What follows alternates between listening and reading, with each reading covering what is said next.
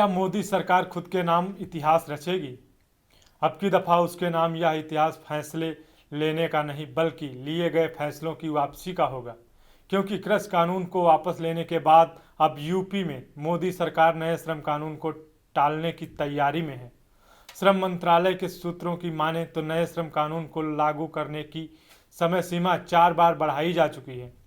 पहले 3 बार जब समय सीमा बढ़ाई गई तब कानून लागू करने की अगली तारीख तय की जाती रही, लेकिन अब चौथी बार समय सीमा बढ़ाते हुए मंत्रालय ने इसकी अगली तारीख तय नहीं की है।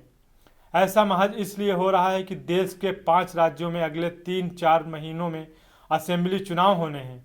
इन राज्यों के चुनावी नतीजों पर यह कानून असर डाल सकता है, क्योंकि वर्ष 2019 और 2020 में केंद्र सरकार द्वारा लगाए गए श्रम कानूनों को लेकर 10 ट्रेड यूनियन विरोध में हैं। यूनियनों को उन प्रावधानों पर आपत्ति है जिनमें कर्मचारी को नियुक्त करने और बर्खास्त करने के नियम कंपनियों के लिए आसान किए गए हैं। इनके विरोध के चलते सरकार ने श्रम कानूनों को टालने का मन बनाया है। श्रम कानूनों को लेकर कामगार वर्ग में विरोध उभरता देख सरकार सियासी नजरिए से 5 राज्यों के विधानसभा चुनाव तक कोई नया रिस्क नहीं लेना चाहती।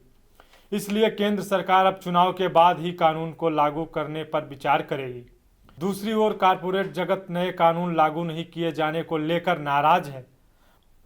बेंगलोर में society general GST private limited के अर्थशास्त्री कुणाल कुंड का कहना है कि श्रम कानूनों को लागू करने में देरी अर्थव्यवस्था के लिए झटका साबित होगी।